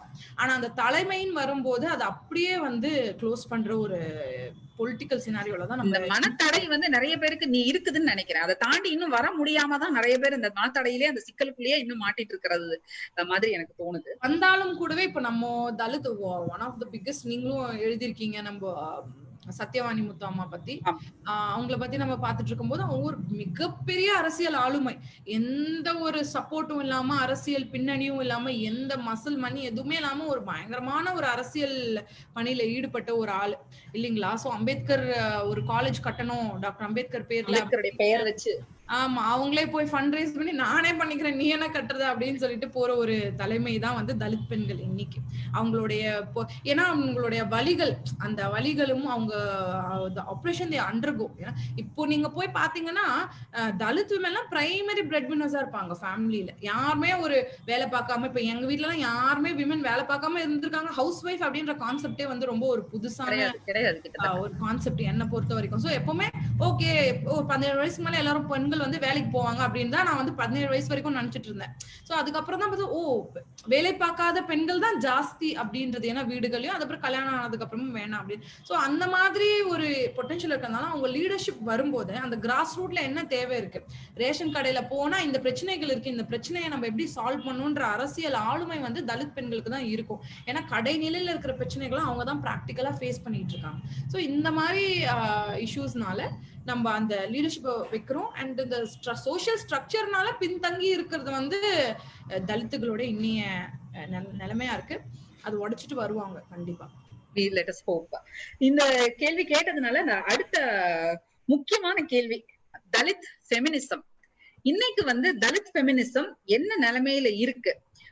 ஏன்னா ஃபெமினிசம் அப்படிங்கிறது டோட்டலா வேற கான்செப்ட், தலித்தியம்ன்றது டோட்டலா வேற கான்செப்ட். இது ரெண்டுக்கும் வந்து எந்த சம்மந்தமும் கிடையாது அப்படிங்கறதுதான் பொதுப்படையில ஆண்கள் முன்வைக்கக்கூடிய ஒரு கருத்தா இருக்குது. ஆனா நம்ம வந்து தலித் ஃபெமினிசம் வந்து நம்ம இப்படி தனியா பிரிச்சு பார்க்க முடியுமா? ஃபெமினிசம் அப்படின்றது வேற, தலித்தியம்ங்கிறது வேறயா, அல்லது இது எல்லாமே சேர்ந்து ஒன்றிணைந்து ஒரே பிரச்சனை தானா? தலித் ஃபெமினிசம் இன்னைக்கு என்ன நிலைமையில இருக்கு, அது சந்திக்கக்கூடிய சிக்கல்கள் என்னென்ன? ஸோ தலித் பெண்ணியம் அப்படின்னு நம்ம கான்செப்ட் வந்து இப்போ ரொம்ப ரொம்ப ஜாஸ்தி தலித் பெண்கள் வந்து பேசுறாங்க. ரொம்ப ரொம்ப சந்தோஷமா இருக்கு. ஸோ இப்போ இருக்கிற இந்த சோஷியல் மீடியால பகிர்வுகளா இருக்கட்டும், நிறைய பெண்கள் வந்து பேசுறாங்க. அதுதான் முதல்ல என்ன ரொம்ப சந்தோஷப்படுத்துற ஒரு விஷயம். ஏன்னா முன்ன வரைக்கும் நீங்க சொன்ன மாதிரி ஒரு நிலைமை தான் இருந்துட்டு இருக்கு. ஸோ இப்போ தலித் பெண்ணியம் அப்படின்னா நம்ம எப்படி அப்படின்றது வந்து ரொம்ப சிம்பிளா சொல்லணும்னா, தலித் பெண்கள் வந்து அவங்களுக்கான தேவைகளையும் அவங்களுக்கான எல்லா விஷயங்களும், அதாவது படிப்பா இருக்கட்டும், வாழ்வாதாரமா இருக்கட்டும், வேலை வாய்ப்பா இருக்கட்டும், அவங்களோட வாழ்க்கை துணையா இருக்கட்டும், இது எல்லாமே அவங்க விடுதலையா சுயமா தேர்வு செஞ்சுக்கிறதுக்கு, அதாவது பேசிக் ரைட் டு சாய்ஸஸ், இதுதான் வந்து Dalit feminism for Dalit women. இது ஏன் செப்பரேட்டா இருக்கு அப்படின்றதுக்கு வந்து கிட்டத்தட்ட நம்ம எல்லாமே பேசியாச்சு. ஏன் வந்து தலித் ஃபெமினிசம்க்கு தனியா நம்மளுக்கு இதா இருக்கு அப்படின்னு சொல்லிட்டு. ஏன்னா if you see Dalit women no they are in two places at once ன்னு நம்ம சொல்லலாம் இல்லைங்களா? ஸோ அவங்க வந்து ஒரு கேட் ஆன் த வால் மாதிரி இருக்காங்க. பயாலஜிக்கலா இருக்கட்டும், அவங்களுடைய பாடிலி ஆக்டிவிட்டிஸ், அவங்களுடைய தேவைகள், அதெல்லாம் நீங்க பாத்தீங்கன்னா ஜாஸ்தி பெண்கள் இந்தியால இருக்கிற இந்த சமுதாயத்துல உலக அளவில் இருக்கிற பெண்கள் மாதிரி தான தேவைகள் இருக்கும். பட் சோஷியலி நீங்க பாத்தீங்கன்னா they are very different இல்லைங்களா? ஸோ சோஷியலி வந்து அவங்களுடைய கம்யூனிட்டி கூட தான் வாழ்ந்துட்டு இருக்காங்க. அதாவது அவங்களுடைய லிவ்ட் எக்ஸ்பீரியன்ஸ் இருக்குல்ல, அவங்க வாழ்ந்துட்டு வர அந்த சூழல் வந்து அவங்க வந்து கண்டிப்பா இந்த பெண்களோட இணைய முடியாம தான் இருக்கு. அது ரொம்ப ரொம்ப கஷ்டம். இதனாலதான் தலித் ஃபெமினிசம் அப்படின்ற ஒரு கான்செப்ட் ரொம்ப ரொம்ப தேவைப்படுது. ஏன்னா இப்ப என்னுடைய அம்மா ஒரு ஆபீஸ்லயோ ஒரு பணிக்கு எங்கேயும் போகும்போது வந்து அவங்க வெறும் ஆண்கள் கிட்ட இருந்து மட்டுமே நிறைய பிரச்சனைகளை வந்து ஃபேஸ் பண்ணல. ஏன்னா பெரும்பாலும் அவங்க எங்க வீட்டுக்கு வந்து எங்க கிட்ட சொல்ற கதைகள் எல்லாம் வந்து பெண்கள் கிட்ட இருந்து தான் பிரச்சனையே வரும். ஆமா, இவங்க எல்லாம் சேர்ந்துட்டு பேசுறாங்க பிகாஸ் அவங்க தலித் அப்படின்னு சொல்லிட்டு, அதுவும் ஒரு கவர்மெண்ட் ஆபீஸ்ல வேலை பார்த்ததுனால அதை வந்து திரும்ப நம்ம வீட்டுக்கு வந்து சொல்லும் போது வந்து நான் அதைதான் முதல் தடவையா உணர்றேன். ஓ, அப்ப பெண்கள் எல்லாம் ஒன்னா இல்ல போல. என் அம்மாக்கு ரொம்ப சின்ன வயசுல நம்ம அதை யோசிக்கிறோம், அம்மா ஏன் இப்படி தனிச்சு இருக்கிறாங்க அப்படின்னு சொல்லி. அப்பெல்லாம் நம்மளுக்கு அவ்வளோ இதை பத்தி நாலேஜ் இல்ல அப்படின்னவே, ஏன் இந்த கேர்ள்ஸ் எல்லாம் வந்து இப்படி பண்றாங்க நம்ம அம்மாவை அப்படின்னு சொல்லிட்டு பண்ணோம். ஸோ இப்ப நான் காலேஜ் போய் அதை தாண்டி வரும்போதுதான் வந்து இப்படி ஒரு ஆக்சுவலா பர்சனலா அந்த நம்மளுடைய லிவ்ட் எக்ஸ்பீரியன்ஸ் வரும் பொழுதுதான் நமக்கு அது புரியவே ஆரம்பிக்கும். அந்த அண்டர்ஸ்டாண்டிங் அப்பதான் நமக்கு வரும் இல்லையா? ஆமா. சோ அந்த ஒரு கான்செப்ட் தான் வந்து ஆனா நான் என்ன நினைக்கிறேன்னா, இது வந்து ஒரு தலித் ஃபெமினிசம் வந்து a direct answer to Brahminical patriarchy. Navy நீங்க வந்து இப்போ இங்க இருக்கிற எல்லா இப்போ நீங்க கான்செப்ட் ஐடியாலஜி வைஸ் நீங்க பாக்குறீங்கனால இருக்கட்டும், இல்ல நம்ம சமூகம் எப்படி செயல்பட்டு இருக்கு அப்படின்னு நீங்க பாக்குறீங்கன்னா கூடவே இது எல்லாமே பிரெமினிக்கல் பேட்ரியார்கி கூடிய விஷயங்கள் தான் நம்மள சுத்தி நடந்துகிட்டு இருக்கு இல்லைங்களா? So caste, even non Dalit விமனுக்குமே பிரெமினிக்கல் patriarchy is the biggest issue. Patriarchy வந்து is not the issue in India இல்லைங்களா? சோ அது நம்மளுக்கு எல்லாருக்குமே தெரியும் எப்படி நம்மளுக்கு ஆப்ரேட் ஆகுது அப்படின்னு சொல்லிட்டு தெரியும். சோ அந்த மாதிரி இருக்கும்போது இப்படி ஒரு ஆணாதிக்க சமூகத்துல வெதர் ஆன்டி காஸ்டிசமா இருக்கட்டும், வெதர் ஆன்டி பேட்ரியார்கேட் இருக்கும், ஏன் நம்ம வந்து நம்மளும் சின்ன ஒரு வட்டத்துக்குள்ள பேசிட்டு இருக்கோம். அதை தாண்டி there are many queer communities, LGBTQI people from all castes. So இந்த மாதிரி நான் பைனரியா நம்ம பேசும்போதும் இந்த ஆணாதிக்கத்துல இந்தியால இருக்கிற ஆணாதிக்கத்தை எடுத்துக்கிறதுக்கு வந்து தலித் ஃபெமினிசம் இஸ் த கரெக்டான ஒரு ஐடியாலஜி. அது ரொம்ப சிம்பிளான ஒரு 2+2 = 4ன்ற மாதிரி ஈஸி. பட் அதோட வேலை வந்து ரொம்ப ஜாஸ்தி. ஏன் நான் சொல்றேன்னா, ஈவன் ரொம்ப ஒரு பேசிக் எக்ஸாம்பிள் நம்ம சொல்லணும்னா, இந்த being in two places வந்து யாராலையும் பண்ண முடியாதுல்ல. we cannot be at two places in one time அப்படின்னு சொல்லுவாங்கல்ல. அந்த மாதிரி வந்து தலித் பெண்களுக்கு அது ஒரு பெரிய advantage. they are in both places. அவங்களோட எக்ஸ்பீரியன்ஸ் வந்து ரெண்டுமே வருது. இப்போ என்னோட கேஸ்லயோ இப்போ என்ன சுத்தி இருக்கிற அகாடமிக் சென்ஸ்ல நீங்க எடுத்துக்கிட்டீங்கன்னா, இப்போ நான் ஃபெமினிசம் பத்தின புத்தகங்கள் எல்லாமே எடுத்து படிச்சுக்கிட்டு இருக்கேன். அட் த சேம் டைம் இந்த சைடு பாத்தீங்கன்னா ஆன்டி காஸ்டிஸ்ட் புக்ஸ் எல்லாமே நான் படிச்சுட்டு இருப்பேன். ஸோ என்னுடைய நாலேஜ் இது வந்து இங்க இருக்கிற ஆண்களுக்கும் சரி, நான் தலித் விமெனுக்கும் சரி. அது ஸோ இப்போ ஃபெமினிஸ்ட்னா நிறைய ஃபெமினிசம் பேசுற பெண்கள் வந்து இந்த ஒயிட் ஃபெமினிசமோ அல்லது ஒரு ஃபெமினிசம் தான் வந்து பேசிக்கிட்டு இருக்காங்க இல்லையா? அது நம்மளுக்கான ஃபெமினிசமா இல்ல அப்படின்றது நம்மளுக்கு தெரிய வருது. அதே போல இந்த பக்கம் நம்ம ஆன்டி காஸ்ட் ஸ்ட்ரக்சர் எடுக்கும்போது அங்க வந்து நம்ம சாதியை ஒழிக்கிறதுக்கு என்னெல்லாம் டூல்ஸ் இருக்கு, என்னென்ன மெக்கானிசம்ஸ் வேணும், எப்படியெல்லாம் இது பண்ணணும்.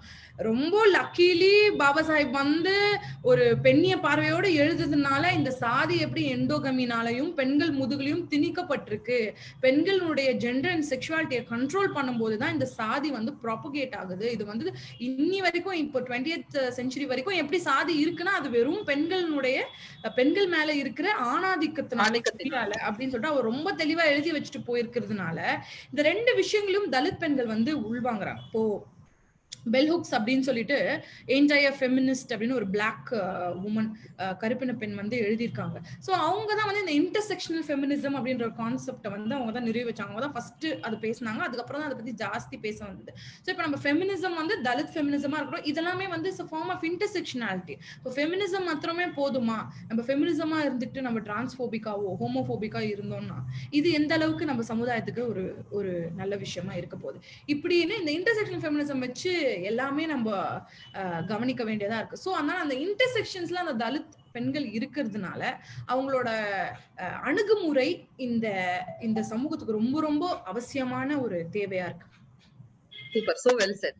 சோ ஒரு தலித் ஃபெமினிசம் அப்படின்றது வந்து தலித் பெண்களுக்கு மட்டும் இருக்கக்கூடிய ஒரு பார்வையாக, அல்ல அவங்க மட்டும் வச்சுக்கக்கூடிய ஒரு பார்வையா கிடையாது. அது இன்னும் எல்லாருக்குமே ஸ்ப்ரெட். ஒரு நான் தலித் பெண்ணுக்கும் அந்த தலித் ஃபெமினிசம் அப்படிங்கிற கான்செப்ட் புரியணும். அவங்களும் அந்த ஆயுதத்தை கையில எடுத்தா மட்டும்தான் we can form a kind of allyship அப்படின்றத நீங்க இப்ப சொல்றீங்க. So we come to the last question. அந்த allyship அப்படிங்கிற ஒரு விஷயம் இருக்கு இல்லையா? ஒரு தலித் பெண்ணுக்கும் ஒரு நான் தலித் பெண்ணுக்கும் இடையேயான இந்த சிஸ்டர்ஹுட், இந்த ஒரு சகோதரத்துவம், நீ உனக்காக நான் பேசுறேன், எனக்காக நீ பேச, நம்ம ரெண்டு பேரும் சேர்ந்து நம்மளுடைய சண்டை செய்வோம், ரெண்டு பேரும் சேர்ந்து சண்டை செய்வோம் வா அப்படிங்கிறது இருக்குல்ல, இது வந்து is it even remotely possible? ஏன்னா ஒண்ணு ஃபர்ஸ்ட் வந்து நான் வந்து ஒரு நான் தலித்தாக இருந்தால் நான் என்னுடைய பிரிவிலேஜ் என்னங்கறத ஃபர்ஸ்ட் நான் ரியலைஸ் பண்ணணும், அதை அண்டர்ஸ்டாண்ட் பண்ணிக்கணும். ஒரு தலித் பெண்ணுக்கு என்னென்ன சிக்கல்கள் இருக்கு அப்படிங்கிற புரிதல் எனக்கு வேணும். இந்த புரிதல் வந்த பிறகுதான் சரி நானும் அவளும் ஒன்னா சேர்ந்து ஒரு இடத்துல காமனா நிக்கக்கூடிய ஒரு பிளாட்ஃபார்முக்கு வரணும் அப்படிங்கிற முன்னெடுப்பு எனக்கு வருது. அந்த முன்னெடுப்பு வந்த பிறகு எனக்கான காமன் பிளாட்ஃபார்ம் எங்க இருக்கு? இது ஒரு நான் தலித்துடைய பெண். இதே ஒரு தலித் பெண்ணா இருந்தா என்னுடைய சிக்கல்கள் என்னுடைய பிரச்சனைகளை ஒரு நான் தலித் பெண்ணு கிட்ட முதல்ல நான் ஷேர் பண்ணலாமா, இத முதல்ல அவ பார்க்கலாமா என்னுடைய பிரச்சனைகளை, அப்படியே அவங்க பார்த்தானா எது வரைக்கும் அவங்கள நம்ம அலோவ் பண்ணலாம், அவங்க கூட நம்ம சேர்ந்து நின்னு பேசுறதுக்கு அல்லது நம்மளுடைய பிரச்சனைகளை ஒரு காமனான எனிமியை ஃபைட் பண்றதுக்கு அவங்களோட சேர்ந்து நம்ம சண்டை பண்ணலாமா? அப்படி ரெண்டு பேரும் சேர்ந்து சண்டை பண்ணணும்னா ஒரு காமன் பிளாட்ஃபார்ம் எனக்கு தேவைப்படுதுன்னா அந்த காமன் பிளாட்ஃபார்ம் எது?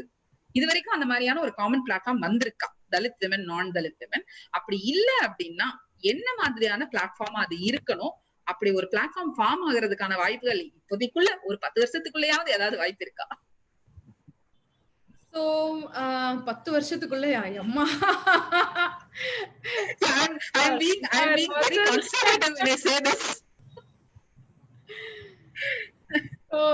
ரொம்ப ரொம்ப ரொம்ப ஒரு இப்போ ரொம்ப ஒரு இது வருத்தமா இருக்குது நிவி. உண்மையா சொல்லணும்னா நம்ம ரியாலிட்டியும் பாக்குறோம், அட் த சேம் டைம் பெண்களா இணையணும் அப்படின்ற ஒரு கான்செப்டையும் பார்த்துட்டு இருக்கோம்.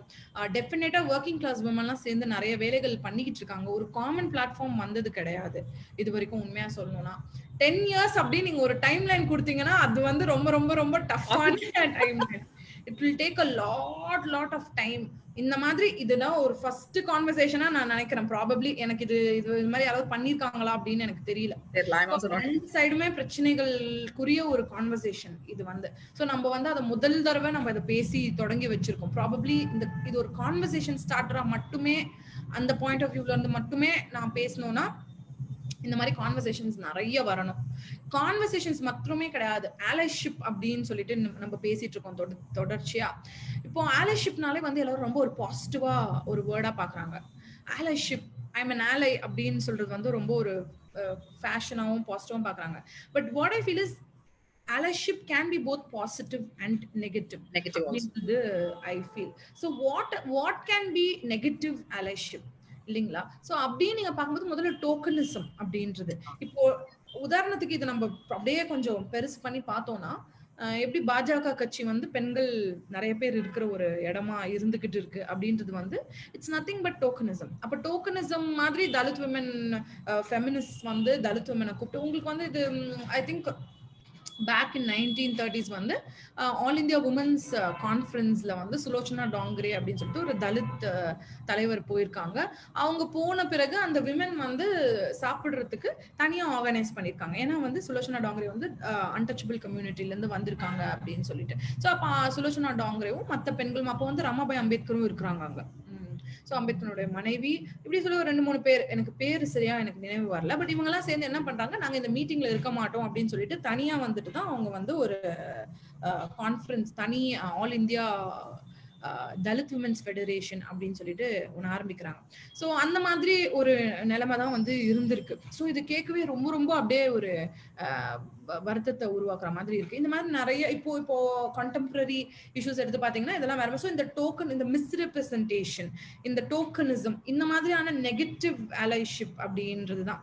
இப்போ நீங்க ஒரு ஆர்கனைசேஷனலாவோ எடுத்துக்கிட்டீங்கன்னா எத்தனை தலித் விமன், இப்ப ஒரு ஃபெமினிஸ்ட் ஆர்கனைசேஷன்னா அந்த ஃபெமினிசம் அப்படின்னு பேசும்போது அங்க எத்தனை தலித் விமன் இருக்கிறாங்க, இருக்கிறது மாத்திரம் போதுமா, அவங்களுக்கான வாய்ஸ் எவ்வளவு இருக்கு, அண்ட் மோஸ்ட் இம்பார்ட்டன்ட்லி நம்ம பேசுனது லீடர்ஷிப். சோ அந்த போர்ட் ஆஃப் த ஆர்கனைசேஷன்ல எத்தனை தலித் விமன் இருக்காங்க இல்லீங்களா? அப்போ அந்த director which is she a Dalit women, ஒரு ஃபெமினிஸ்ட் ஆர்கனைசேஷன்ல ஒரு தலித் விமன் லீடர் கொண்டு வர முடியுங்களா? ஸோ இதுதான் வந்து எனக்கு தெரிஞ்சு பாசிட்டிவ் அலைஷிப்கான steps. And secondary resource allocation. So resource allocation and எடுத்துட்டு நம்ம when we are talking about resource allocation, நம்ம டிசைட் பண்ணி ரிசோர்ஸ் அலோகேஷன் கிடையாது, but with allocate resources to the leadership of Dalit women. So these are the first steps, because multiple layers of oppression la da நம்ம இருந்துட்டு இருக்கோம் இல்லீங்களா? So ஒரு விஷயம் பண்ணிட்டு இதுதான் என்னோட allyship அப்படினு சொல்ல முடியாது.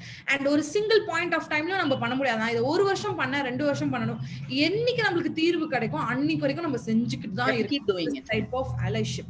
சோ சீனியாரிட்டி, எவ்ரிதிங் எல்லா இடத்துலயுமே இது வந்து பாபாசாஹிப் ரொம்ப ஸ்மூத்தா சொல்லிட்டு போயிருக்குது வந்து ரெப்ரசன்டேஷன் அப்படின்னு சொல்லிட்டு. அதனால சுலோச்சனா டாங்கரே அம்மா வந்துட்டு அந்த மீட்டிங் விட்டுட்டு போறாங்க, எனக்கு இந்த மீட்டிங் வேண்டாம் அப்படின்னு சொல்லிட்டு. அப்போ என்ன சும்மா நீ கூப்பிட்டுட்டு நீ வந்து இப்படி நான் தலித் விமன் கூப்பிட்டேன் அப்படின்னு இல்லாம pass the mic, so that is true and positive allyship. And I think as women sooner or illana kuda the need is for us to unite against Brahminical patriarchy, and அது வந்து need of the hour definitely. எப்போ நடக்கும் தெரியல, but these conversations also should start. So I think கிட்டத்தட்ட எல்லா கொஸ்டினுமே பேசிட்டோம்னு நினைக்கிறேன், புதுசா எதுவும் இல்ல. பட் ஐ திங்க் ரொம்ப டீடைலா நம்ம வந்து இதுல பேசல அப்படின்னா கூட இது வந்து ஓரளவுக்கு we have covered a little bit of ஒரு சின்ன introduction மாதிரியாவது வந்து இது இருந்திருக்கும் அப்படின்னு நினைக்கிறேன். If you want to share anything else to take this forward, நீங்க என்ன பண்ணலாம் அப்படின்னு நீங்க நினைக்கிறீங்க to take the conversations forward? First of all, ஒரு debating space இருக்கணும், a space where people can sit and talk. அதுதான் வந்து முதல் படி. சோ ஒரு even as a society also நம்ம வந்து ஒரு ரொம்ப ஒரு யூனிலேட்ரல் சொல்யூஷன்ஸ் ஆகும், யூனிலேட்ரல் ஆர்கனைசேஷன்ஸ் ஆகும் தான் நம்ம இன்னி வரைக்குமே போராடிட்டு இருக்கோம். சோ இப்போ நீங்க இன்னுமே பாத்தீங்கன்னா ஒரு சைடுல வந்து LGBTQI பீப்புள் வந்து பெண்கள்ல இருந்து பிரிஞ்சு தனிச்சு தான் வேலை பார்த்துட்டு இருக்காங்க. சோ நமக்குள்ளேயே செய்ய வேண்டிய வேலைகள் வந்து ரொம்ப ஜாஸ்தியா இருக்கு. சோ இந்த கண்டெம்பரரி வேர்ல்ட்ல வந்து நிறைய பிரச்சனைகள் நம்ம பார்த்துக்கிட்டு இருக்கோம். சோ யங்ஸ்டர்ஸ் வந்து நிறைய பேர் வந்து ரொம்ப நம்பி இந்த உலகத்துக்குள்ள இந்த வாழ்க்கைக்குள்ள வந்துட்டு இருக்காங்க. சோ அப்ப அந்த யூனிலேட்ரலாவோ ரொம்ப ஒரு இதுவோ உதாரணத்துக்கு சொல்லணும்னா நம்ம ஃபர்ஸ்ட் கேள்வி வந்து தலித்துங்கள் கூப்பிடுறது வந்து ஓகேவா அப்படின்னு சொல்லிட்டு. இப்ப இதே மாதிரி LGBTQ சர்க்கிள்ஸ்குள்ளயும் வந்து நம்ம எப்படி ஒருத்தவங்களை அட்ரஸ் பண்றது, என்ன மாதிரி ப்ரோனவுன்ஸ் யூஸ் பண்றது அப்படின்னு சொல்லிட்டு சிம்பிளா கேளுங்களேன். We can just ask them how to be addressed. நீங்க எப்படி வந்து விருப்பப்படுறீங்க, நான் உங்களை கூப்பிடணும், நீங்க எப்படி விருப்பப்படுறீங்க அப்படின்னு சொல்லிட்டு. சோ இதுதான் வந்து கான்வர்சேஷன் ஸ்டார்டர்ஸ். அந்த கான்வர்சேஷன்ஸ் தான் நம்ம வரணும். கான்வர்சேஷன்ஸ்க்கே எல்லாரும் பயப்படுறாங்க, ஐயோ நான் வந்து பேச மாட்டேன் இதை பத்தி.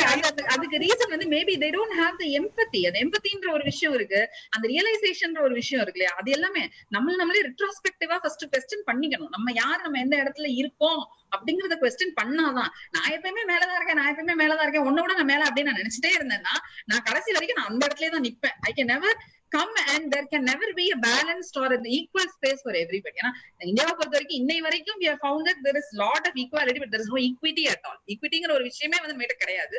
அதே மாதிரி நீங்க சொல்ற மாதிரி எல்லாமே ஒரு டோக்கனிசம் அப்படிங்கிற மாதிரி தான் இது வரைக்கும் போயிட்டு இருந்திருக்கு.